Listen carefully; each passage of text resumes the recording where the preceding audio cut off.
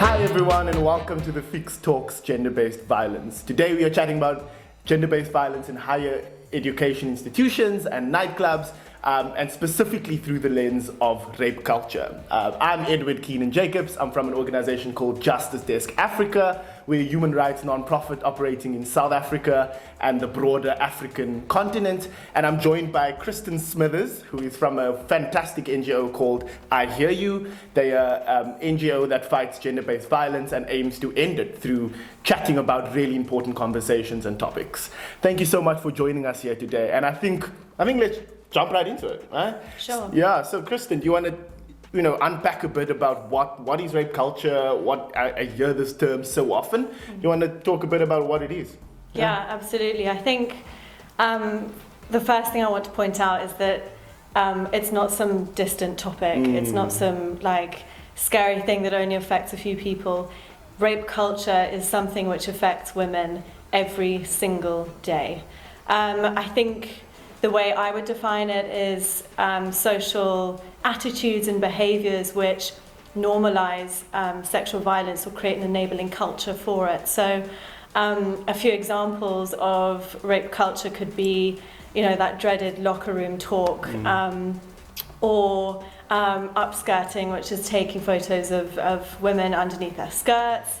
It's, derogatory comments about a woman that you slept with. It can really range from so many different things, and it obviously means different things to different people. But I think for me, it's something which inhibits my freedom, my ability to make choices freely, and it also is something which inhibits my safety as well. So that's kind of what rape culture is for me, and I'm looking forward to unpacking it today. Yeah, 100%. And I think a sort of underspoken aspect of rape culture is also how it relates to men, and very destructive ideas of men being unable to be raped, or if you are raped, you are weak, boys will be boys when they are violent, things like that. So we see it show up in conversations way too much, and the outcomes of it, as you beautifully spoke about, is just harrowing and really terrible. And would you say that sort of the outcomes of rape culture, which is obviously gender-based violence and violence in many forms, do you think it impacts young people disproportionately? Does it impact middle-aged people, or what are your thoughts on that? Yeah, absolutely. So just in a South African context, it is estimated that over 40% of South African women will be raped at one point in their life. Wow. But only 1 in 9 cases of rape go reported in South Africa. And just looking at who is disproportionately affected by sexual violence, it is women between the ages of 18 and 24. So it's no surprise that the majority of sexual violence cases happen at university, or it's kind of a hotspot for sexual violence. Yeah, and I think you hit the nail on the head there, as someone who a few years ago was in first year at university, and I can definitely attest to the fact that rape culture, the sort of demonization of women and their bodies, are pervasive. And I think we all know about the massive uprisings of Fees Must Fall and anti-GBV protests in 2016, and sort of being involved in that, I learned so much from my women colleagues and classmates about the pervasiveness of rape culture, because sadly, as a man, we are often the perpetrators, and we don't really often understand that actions have consequences. Something like catcalling, something like just complimenting unsolicited compliments on a woman's body can be terrible and just harrowing. And I guess in my experience, sort of living on res and interacting with residences at many universities, I'm sure they are split by genders, and that was the one that I went with. So you have ladies' reses and you have men's reses, right? And I always witnessed a high level of double standards when it comes to residences. A lot of our male residences had bars inside their reses, and that would not be allowed for women's reses. So what does that mean? That means women have to exit their res, go to a bar, and then sort of go into danger in order to, get a drink. So that seems like it's by design, right? And all of these sort of things that might seem innocuous filter into a culture of where rape and violence is trivialized, it's normalized, and then we end up with the statistics we do, and it's just so harrowing. And I think you're at such a vulnerable stage in your life at university where you're sort of entering the adult world and figuring things out for yourself. Yeah. And experiencing or being a victim of sexual violence at university can have long-term detrimental impacts on the rest of your life. It can, lead to the sort of like avoidance, that you don't want to immerse yourself in those social settings again for fear of being reassaulted. It can lead to, young students dropping out. It can lead to them not going to class. It can lead to them socially isolating themselves. So there are so many knock-on effects. And the point you touched on there about bars being in the male reses, it comes down to that idea of like who's in control of the space, right? And in that instance, it's men. And I think if we look at things like fraternity cultures, it's also men who are in control of that space, inviting young women into their space and sort of using it as a space to exploit the vulnerable. It may sound so dramatic to say that, and look, it's absolutely not the case for every frat or male res, and not the case for every young man at university. But we cannot deny the fact that those spaces encourage a lot of abuse of alcohol and this whole like idea of how many women can I sleep with in one night at this, or who can I get the most drunk? What will she do when she's drunk? How can I take advantage of her when she's drunk? It becomes such a toxic environment, and for a lot of young women, they don't question it because that's what everyone's doing and that's what they have to do to be cool or to survive in those cases. To make friends, that's where a lot of the making of friendships happens. So it's definitely something which needs to be revisited, how those spaces are designed. 100%. And I guess since this conversation is focused on higher education institutions, but also nightclubs, so what are your thoughts on how rape culture and violence in all its forms sort of shows up and is forefronted within nightclub settings, especially nightclub settings in close proximity to universities? I think you've touched on a good point there. This whole idea of like abuse of alcohol is so linked between university and nightclubs or like social institutions where drinking is encouraged. And I think one thing I just want to make clear is that we're not talking about having a glass of wine, enjoying a glass of wine, or enjoying a beer after a lecture with one of your boys. It's really the abuse of alcohol that we're talking about and the involuntary intoxication which young vulnerable women are not in control over. So I'll touch on that more now, but I think in terms of abuse of alcohol, it does make women more susceptible to being sexually assaulted. There's like a clear link if you look at all the research. Highly intoxicated women are more vulnerable to being sexually assaulted, and that happens because you're either unaware of someone groping you or sexually assaulting you because you're so drunk, or it happens through a term which I'm sure you're familiar with, this idea of date raping. So that involuntary intoxication, it's nightclubs, especially nightclubs where lots of students go, it can be a space which invites predatory men, and in most cases it is men. And so they purposefully go to those places with the idea of wanting to take advantage of a young woman there. So in a lot of cases, they will take advantage of a very drunk woman who's by herself, who doesn't have, a clear sort of guardianship around her. Or it can happen with a really intoxicated woman who's on her way to the bathroom and doesn't even, feel that someone's groping her. But the idea of date raping is, they either slip it into your drink or they encourage you to get really drunk. And in doing so, it's because they want you to become compliant, right? So then they can take you to their home, or they can take you to a quiet part of the club and they can do whatever they want with you.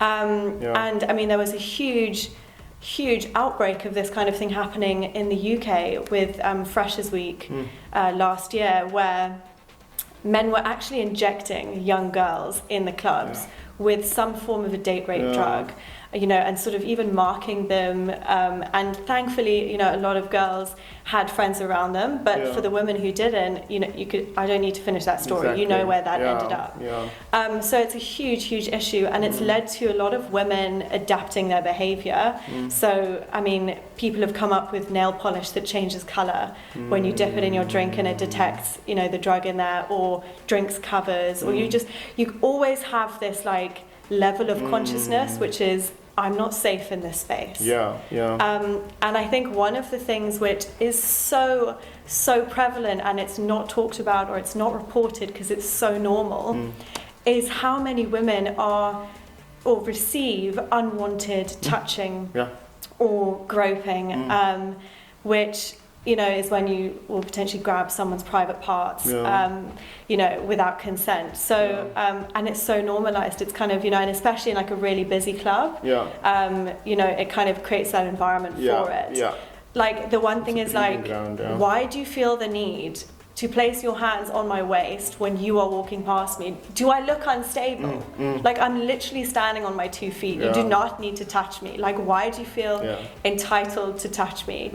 And so, I mean, again, it like leads to women being defensive or always kind of being on the lookout, looking over their shoulder, who's watching them. So it's a real mess, and I think you basically describing, I think Pumla Kola, who's a renowned professor, she calls it the female fear factory, you know, where women always need to be looking over their shoulder, even getting dressed in the morning, needing to assess how much attention do I want to attract to myself, where can I go when I'm safe, where do I do, am I sending my Uber link to my boyfriend, whatever. These things that seem so normal to us South Africans communicate unequivocally to women that this country, the space, public spaces are not for you. They are not safe for you. And I think, again, seeing this in clubs and higher education institutions, we see this female fear factory in motion. But another issue in the nightclubs is this issue of coercion, and the idea that it's kind of transactional, right? Like if I buy you a drink, you can give me a sexual favor. It's like a financial relationship. Or when they, you know, do anything like benign, like asking for your phone number or your Instagram, and then when you do not consent, or when you make your choice freely, as you are allowed to do, and you say, no, I don't want to give you my number, you are actually at risk of like an aggressive response from the man, who now feels completely irritated and frustrated and angered by your rejection, right? And it's something that a lot of women fear, or they feel obliged. They need to give you their phone number just so you go away, right? But it's like, why?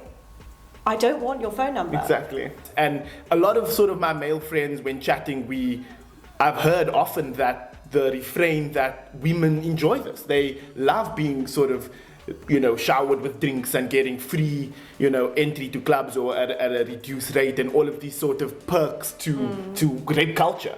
And I'm so interested to hear, as a woman, like, what are your thoughts on that sort of perceived benefits that women attain, I guess, from the sort of system of rape culture? Look, obviously I can't talk to all women and, you know, have a generalized view on why all women do it, you know, or some women do it. But I think for some women it's reclaiming the power that they do not have. For some women it is just financially exploiting it. But I think, you know, a lot of men get angry at that, and, you know, you're entitled to respond in any way you want, but why aren't we angry at the system which encourages that behavior, right? You're feeding into that system of objectification, which is like, you know, let's get as many women into this club, so you guys who pay, you have, you know, a pick of the sea of women, this sea of beautiful women who come into my club, you know. It's like women are part of the product. And again, it just creates that like attitude, or encourages that attitude, which is, I paid for entry, you got in here for free, so therefore I am entitled to your body. Exactly. You know, because you are part of the product that the club offers. You know, so I think ultimately, if it came down to cheaper entry and not being sexually assaulted inside the club, I don't think it's a really difficult, question to answer. I think most women would choose not being sexually assaulted or objectified. Oh, that's such a brilliant answer, and I'm hoping the men who have that question heard that, because I think that just hits the nail on the head. So I guess what I take from that is, let's stop critiquing people's responses to a violent system and just critique the violent system itself. Absolutely, And I guess just shifting the conversation along to our previous discussion at universities, and you spoke about transactional and coercive sexual practices in clubs. And from my experiences at varsity and higher education institution, it happens there as well. Because a lot of the bursaries we get as grade 12s that enter into universities, they often only provide money for your fees, right? So they don't provide money for your food or your accommodation or any of the other expenses you might incur as a student.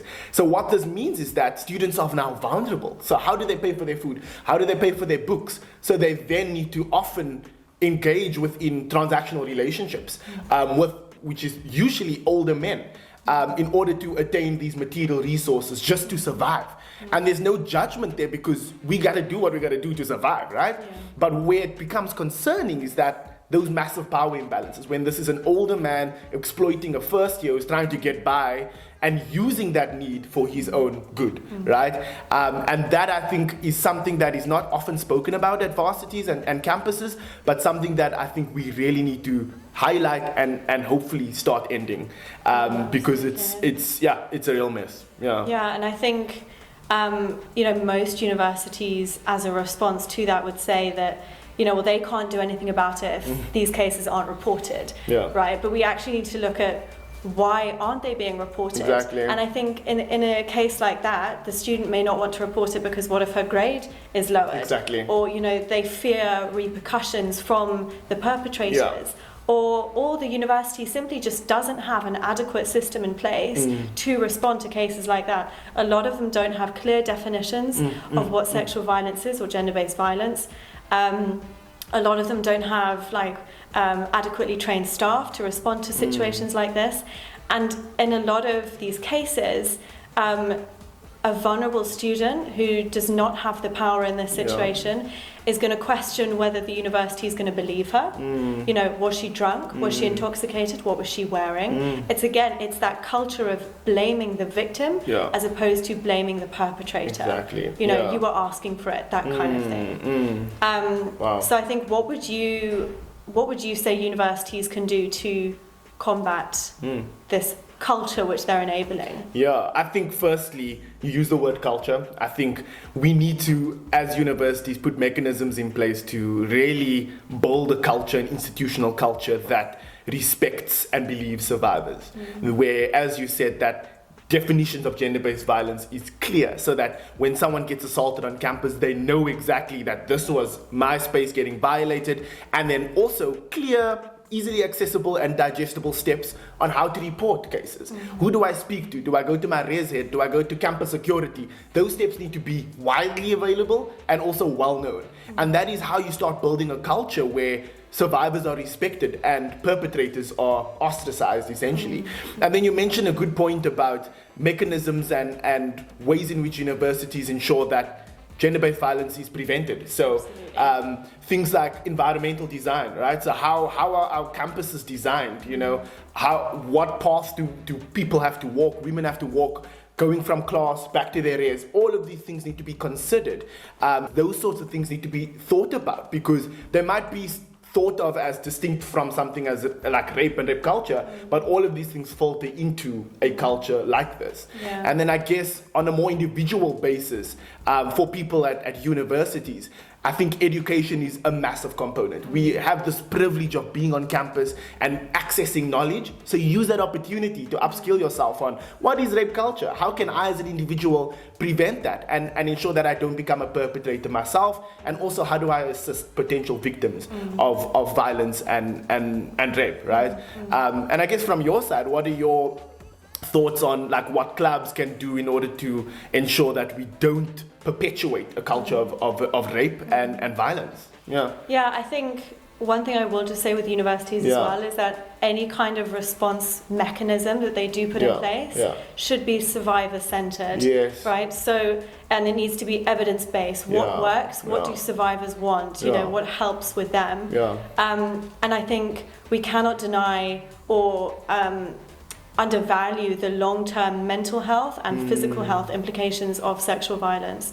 So in terms of mental health, it's ensuring that you have trained staff and long-term support services. You know, you can't have one counselling session and I'm cured. You know, it's something which will stay with you for the rest of your life, and you will probably need long-term counselling, long-term therapy, and you know, universities, I feel like carry that responsibility to look out for their students, just as you know, schools have pastoral care and have a responsibility to look after their students as well. And then in terms of nightclubs, there's a whole list of what they can do. I think the whole design of the system, as you say, needs to change. I think we need to increase lighting in nightclubs. We need to reduce the quantity of people who are going in, so you know, it reduces that risk of someone brushing past you in an overcrowded club and grabbing, you know.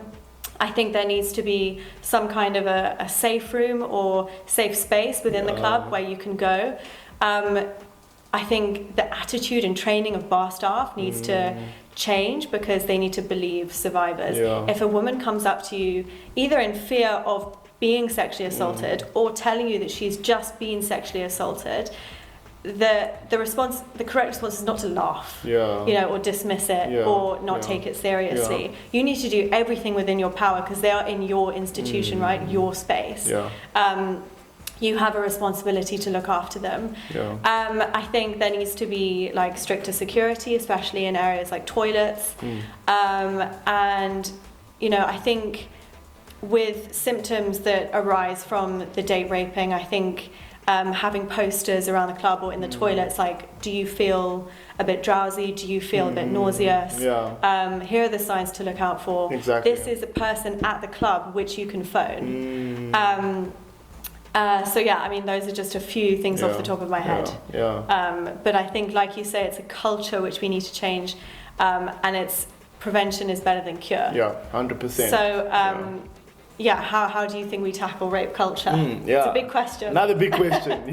I guess a lot of the work that we do at the Justice Desk is to help people unlearn gender inequitable views. So things like toxic masculinity, toxic femininity, this idea that men need to fulfill certain roles and women need to fulfill other roles.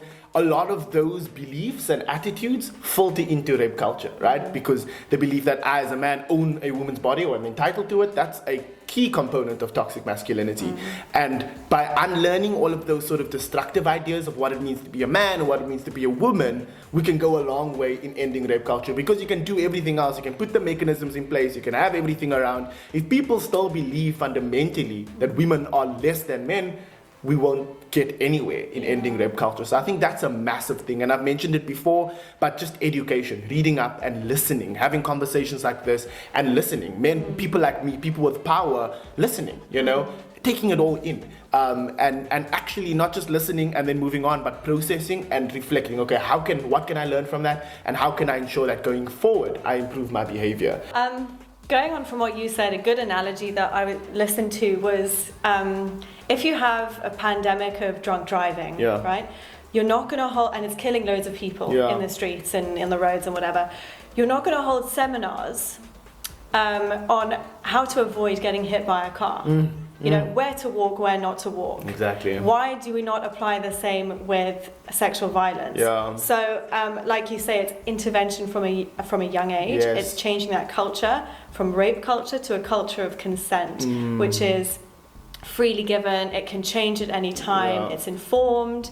You know, it's not under the influence. Absolutely, it's reversible. So I think intervention at a number of levels is important, like we've discussed today with what institutions can do to intervene.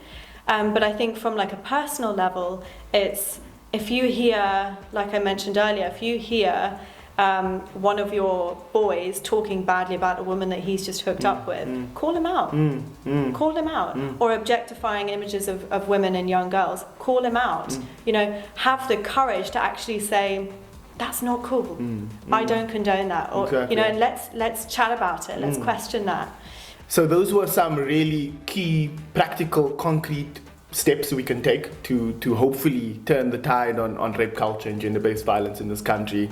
Thank you so much, Kristen, for such an insightful conversation and for your time and sharing your immense knowledge with us. It was really, really a pleasure. And I think we covered so much ground. We covered what rape culture is. We went through some examples. We went through how it shows up at university and higher education institutions, nightclubs. And we also spoke about, importantly, what we can all do in order to stop this tide of violence. So thank you so much again. Please tell us, how can we reach out to I Hear You and find out about the work that you guys do? You can find us at IHearYou_SA. That we post a lot of content about gender-based violence, gender roles. We host a lot of discussions. We really want to hear from you and engage with you. Yeah, 100%. And from Justice Desk Africa's side, you can also find us on all social medias at Justice Desk, as well as justicedesk.org. We have some amazing resources over there, so please go check that out. And also, if you'd like to support the work that we'd like to do. A reminder that this has been the Fix Talks Gender-Based Violence, and we had an amazing conversation. And please stay tuned for future conversations like this. And importantly, engage with us, talk to us, comment, like, and make sure that you make your voice heard. Thank you so much for joining. Have a lovely day further.